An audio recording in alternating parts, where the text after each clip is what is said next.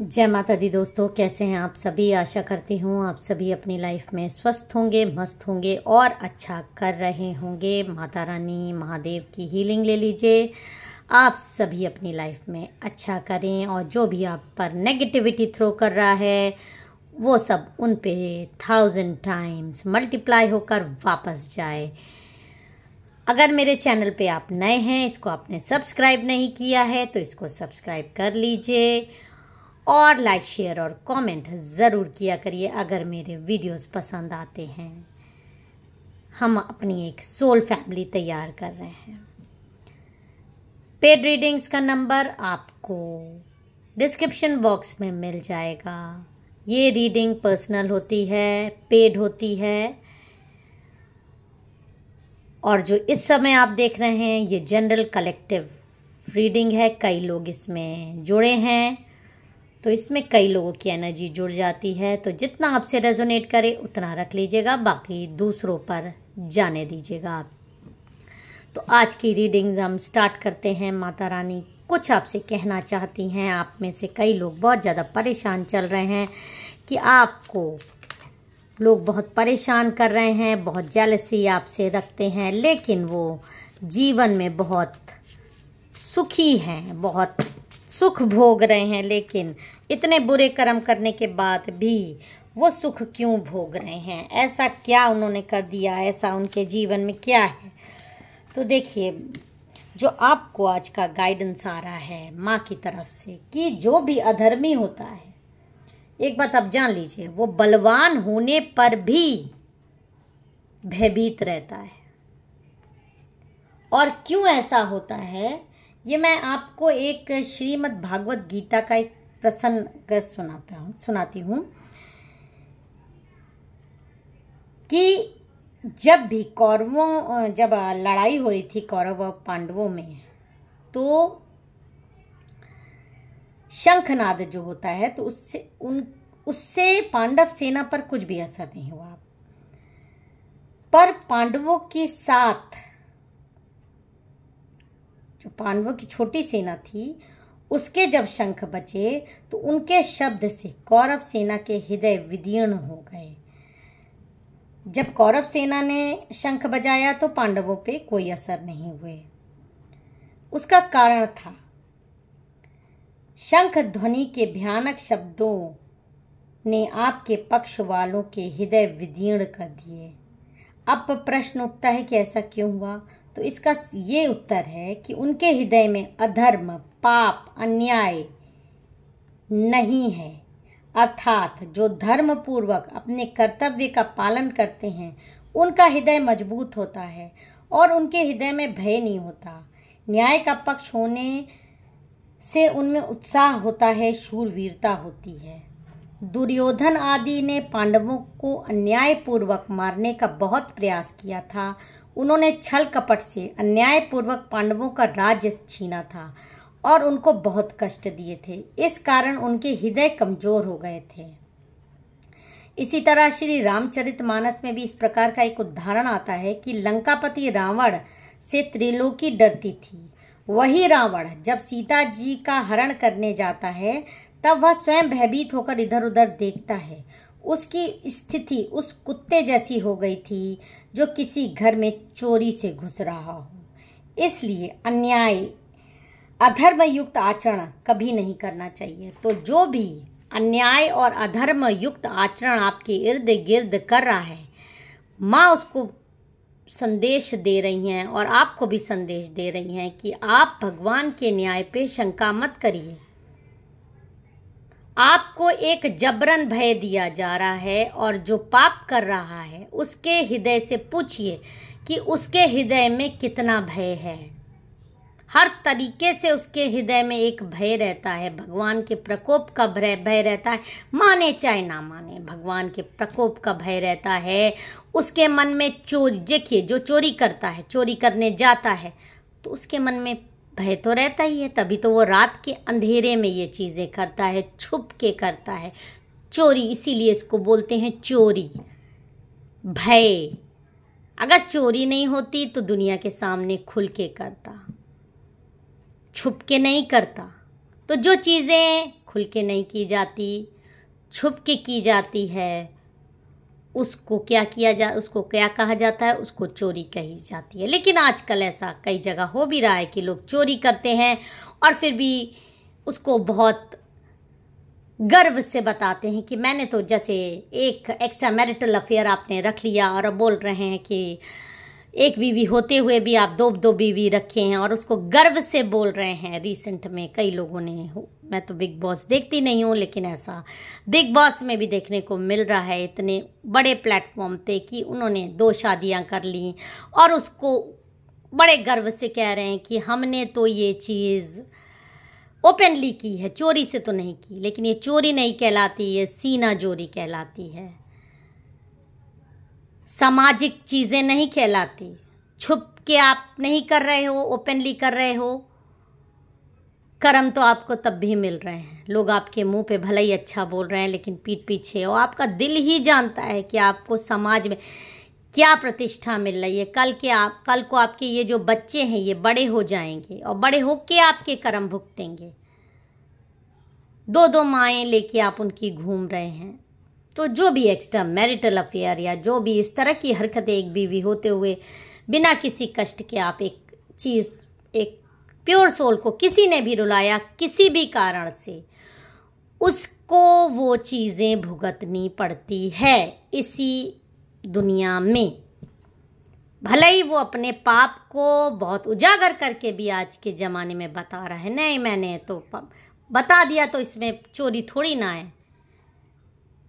चोरी चोरी ही होती है, गलत काम गलत ही काम होता है, चाहे आप छुपा के करो और चाहे आप बता के करो। बता के करोगे तो भी अब बेशर्म ही कहलाओगे। तो किसी भी प्योर सोल को आपने रुलाया या समाज के नियमों का आपने उल्लंघन किया तो आप सामाजिक तौर पे प्रतिष्ठित व्यक्ति नहीं रह सकते। कहीं ना कहीं आपके मन में वो भय आएगा और कोई ना कोई दिन आपको कोई ना कोई इंसान वो आईना दिखा ही देगा। और यही माता रानी का संदेश आ रहा है कि जो भी आपको परेशान कर रहा है, दुखी कर रहा है, वो अपनी गर्दन पहले बचा ले। वो अपनी गर्दन पहले बचा ले। बहुत बलवान अपने आप को समझ रहा है। वो अपने आप को सोचता है कि मैं सुप्रीम पावर हूँ, कुछ भी गलत कर लूँ मेरे को कोई नहीं देख रहा, मैं पावरफुल इंसान हूँ। गलत कर्म करने के बाद भी सारे गैंगस्टर्स जितने हैं भले ही अपने जीवन में बहुत अच्छा कर लें, लेकिन अंत उनका पुलिस की गोलियों से ही होता है। और पुलिस की गोलियों से नहीं भी होगा तो ऐसी ऐसी बीमारी हो जाती है कि मर जाते हैं। और लोग उनके, मुझे कहना नहीं चाहिए, जब मरते हैं तो लोग उनकी मिट्टी पर थूकते हैं,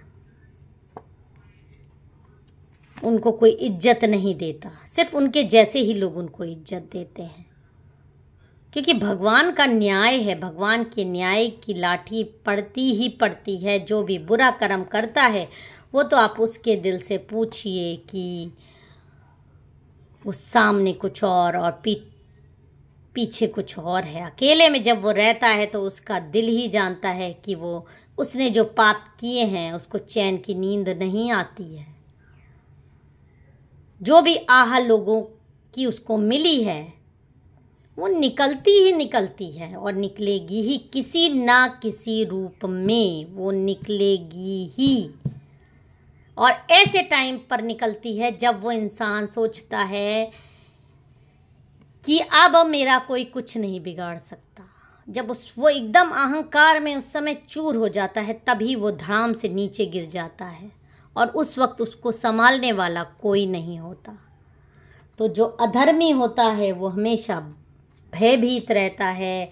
तो जिसने भी आपके साथ अधर्म किया है, किसी भी प्रकार का आपको रुलाया है, आपको परेशान किया है, वो अपनी बारी का इंतज़ार करे।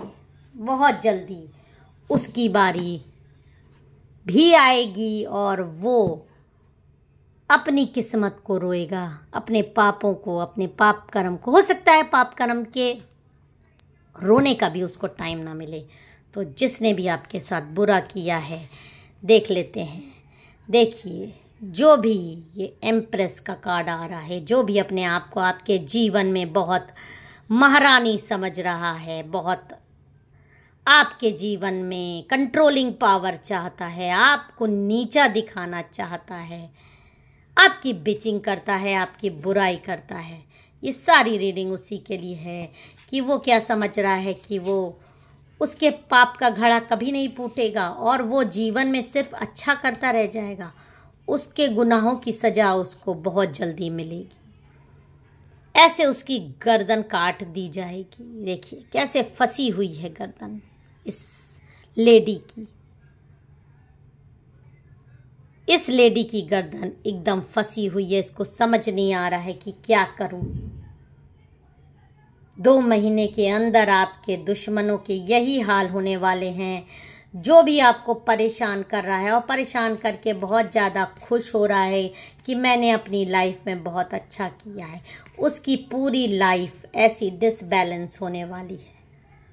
उसकी डर, उसके 2 नंबर की एनर्जी आ रही है। आपका बर्थडे हो सकता है, उसका बर्थडे हो सकता है। उसको ऐसे उल्टा लटका दिया जाएगा। उसकी लाइफ इस तरह से डिसबैलेंस हो जाएगी क्योंकि वो पापी है, पाप किया है, पाप कर्म उसको भुगतना ही पड़ेगा इसी जीवन में। ब्लैक एनर्जीज भेजी आपने, काली क्रियाएं कराई, किसी प्योर सोल का घर तोड़वाया, उसको उसके घर से निकलवा दिया, तो आपकी खुद की लाइफ इस तरह से डगमगाएगी। आप संभालते फिरोगे नहीं संभलेगी और इस तरह से उल्टे लटका दिए जाओगे। उल्टे लटकाने का मतलब ये है कि जब इंसान पाप कर्म करता है तो जिंदगी यही नहीं खत्म हो जाती, आत्मा ऊपर जाती है, ऊपर वाले को हिसाब देना पड़ता है और तब आपकी आत्मा को इस तरह से उल्टा लटका दिया जाता है। गरम तेल के नीचे गरम तेल जला दिया जाता है और तब आपको आपके कर्म पूरे फ्लैशबैक की तरह दिखाए जाते हैं कि ये आपके कर्म थे, इसलिए आपके साथ ऐसा हो रहा है। आपको भगवान ने साइंस दिए थे जब आप धरती पर थे। आपने जो भी बुरे कर्म किए हैं सब नोट हुए हैं और आपने उस भय को दबाकर गलत कर्म करते गए और आज आपकी ये स्थिति हो रही है। मोक्ष की प्राप्ति नहीं हो रही है, इस तरह से जकड़ लिए गए हो और जितने दिन जीवित भी रहोगे तो ऐसे एक ना एक दिन वो पाप का घड़ा फूटता है और इस तरह से पूरी लाइफ डगमगा जाती है। बहुत सारे गैंगस्टर्स के आपने किस्से सुने भी होंगे। वो भागते फिर रहे हैं, बीमारियां हो गई हैं, कई लोगों को आपने मारा, खून खराबे किए। जब जन्म देने का आपका अधिकार नहीं है, जन्म माँ एक माध्यम होती है, जन्म तो ईश्वर देता है। माँ के बराबर, माँ ईश्वर के बराबर होती है, लेकिन जन्म भी ईश्वर की मर्जी से ही होता है किसी का। तो जो पैदा कर रहा है, मारने का अधिकार, रुलाने का अधिकार भी उसी का है और किसी का नहीं। तो जो उसके न्याय से अलग हट के चीज़ें करता है उसको वो नहीं छोड़ते। उन ईश्वर का न्याय सबके लिए बराबर है, सबके लिए इक्वल है। जैसे पेरेंट्स का प्यार होता है सबके लिए बराबर, अपने बच्चों के लिए होता है, वैसे ही ईश्वर एकदम न्यायाधीश है। और आपके जीवन में भी ऐसा जस्टिस आने वाला है। जो भी आपको परेशान किया है, रुलाया है, उसकी लाइफ में बेहद उथल पुथल होने वाली है।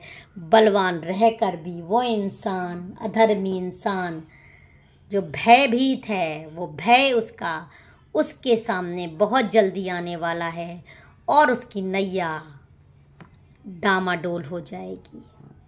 अगर आपको मेरा वीडियो पसंद आया हो, मेरे चैनल को सब्सक्राइब और वीडियो को लाइक ज़रूर कर दीजिएगा। हर हर महादेव, जय माँ काली।